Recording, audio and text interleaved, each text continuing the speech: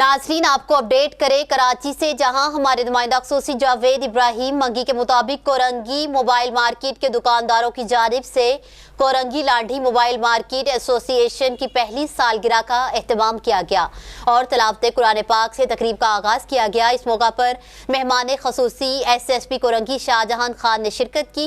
SSP Korangi Shah Jahan Khan का फूलों की पत्तियां निछावर करके सिंध पुलिस जिंदाबाद के नारों से भरपूर इस्तकबाल किया गया, जबकि DSP लांढी नवाज मलिक, SHO अवामी गुलजार तोन्यू, साबिका SHO कोरंगी शहजाद सलीम मौजूद थे। SSP कोरंगी शाहजहान खान ने इजहार ख्याल करते हुए तमाम शुरका का सिंध पुलिस से मोहब्बतों का शुक्रिया अदा करते हुए मुबारकबाद पेश की।